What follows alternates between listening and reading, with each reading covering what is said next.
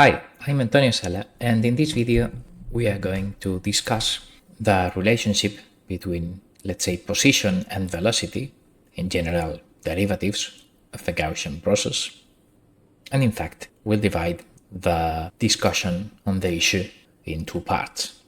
A first video, this one, in which we'll just compute the covariance between position and velocity and the variance of the velocity and the like, and the second video in which we will use those variance and covariance between position and speed for prediction given, let's say, observations at some point of position and speed. In particular, we'll discuss the ideas over an example in which I will have an exponential quadratic covariance function kappa modeling a stationary process, because the argument to kappa will be the difference between two abscissa of a Gaussian process. So this will be x, and y, the Gaussian process, f of x, is what we will call position, and the derivative of y with respect to x is what we will refer to as velocity.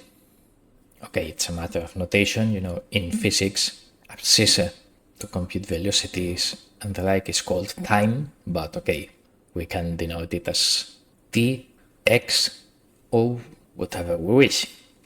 So the Gaussian process will depend on one-dimensional variable x, and it will go up and down with certain covariance and with certain velocity, and of course the Gaussian process will be a random function, so we may have several realizations of this with some variance properties.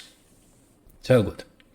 The idea is that here we have the covariance between two positions at different instances, say abscissa x, as a symbolic toolbox object, and of course we can compute the power spectral density as the Fourier transform of the covariance, and it is also a squared exponential in frequency.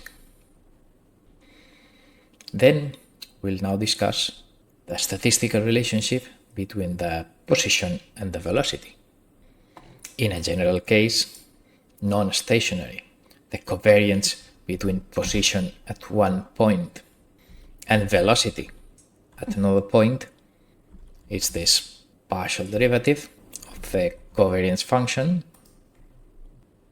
or well, we can reverse the roles and get this. We saw it in another materials.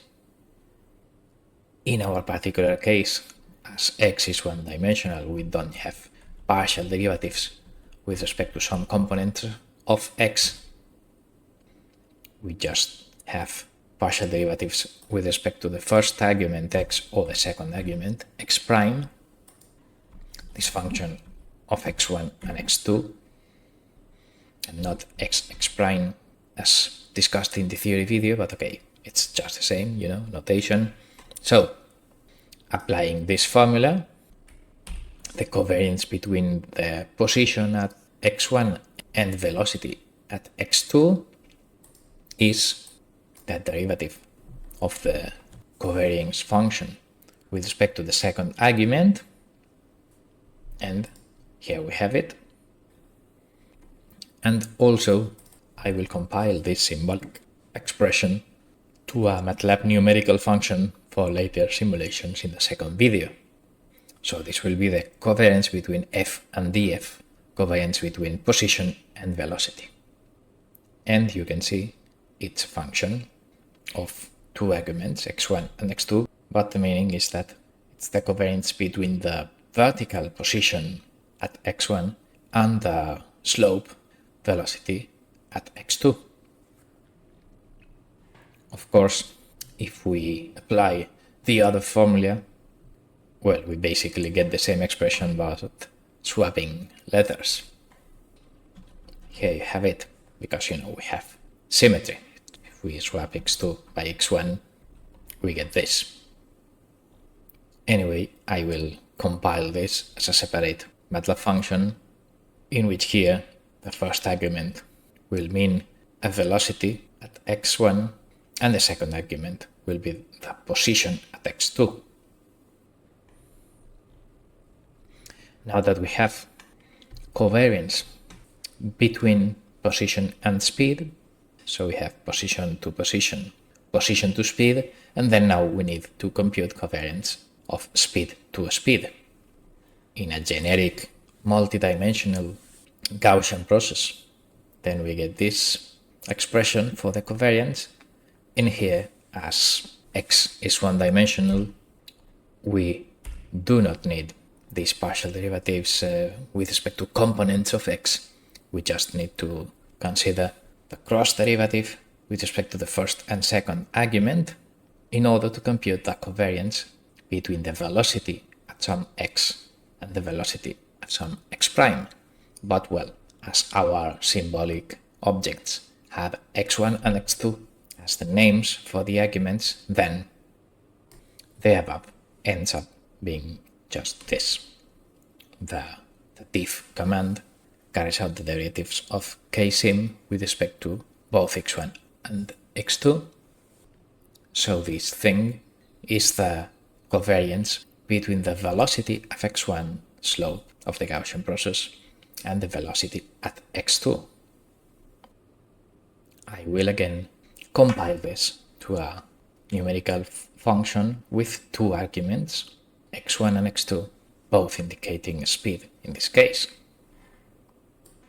Nevertheless, we applied here the formula considering a position covariance function, capital K, depending on two arguments, so everything we derived depending on two arguments. But if the process is stationary, we could streamline notation because everything will actually depend only on the difference between the two arguments. So all the formula, as we discussed in a previous theoretical video, ends up being equivalent to say that the covariance between a position and a velocity, h seconds, let's say h abscissa units, further to the right, is the derivative with respect to h of the kappa function, single argument, and the covariance between speeds is just the negated second derivative, because if h is one-dimensional, then it's just a second derivative. And this is the kappa, depending on h, difference of positions, which is the only thing that generates all the covariance, because we are assuming a stationary stochastic process. So the covariance between position and velocity, it's just the derivative of kappa of h. Here we have it, h divided by 8, h squared over 64. This thing is the same as we obtained here, because x2 minus x1 is h, so this is this, as expected, because we developed the equivalence in the theory. And if we take the Fourier transform of this position to velocity covariance, then what we get is the same as position, but multiplied by the imaginary unit and frequency, because the derivative in Laplace frequency domain is imaginary unit times frequency, of course. And if we plot this function of h, here we have it. And what's the meaning? Well, the meaning is that, for instance, in here, at 0, the covariance between position and velocity at the same instant is 0. Sort of velocity is independent of the position.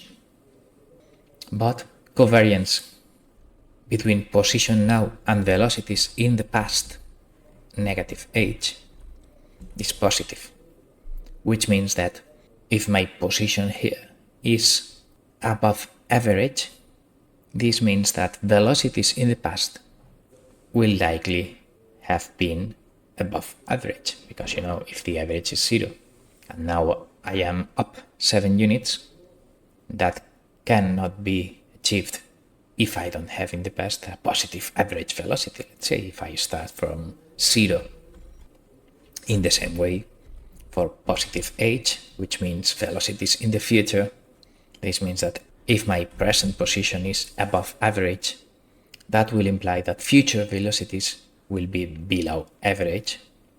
On the long run, my mean position is going to be 0, and we indeed will assume in our predictions that the prior mean is 0.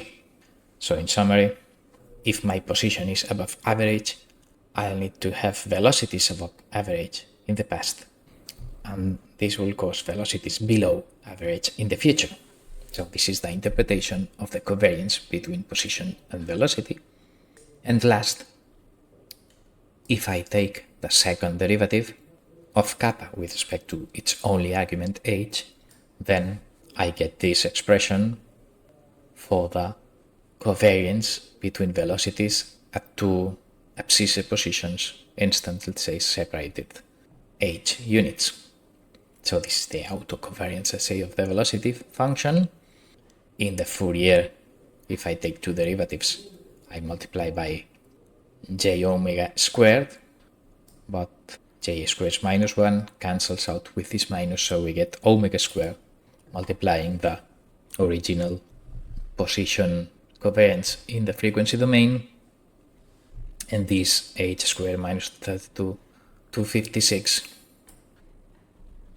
It's exactly what we had here, replacing h by x2 minus x1. And now if we plot this function of covariance of the speed as a function of h, the autocovariance, then compared to the autocovariance of the position f, which was the blue line, well, we have here the red line. And if a steady state variance, let's say, it's here, which is 1/8. If I divide by the variance h equals 0, then I get the autocorrelation.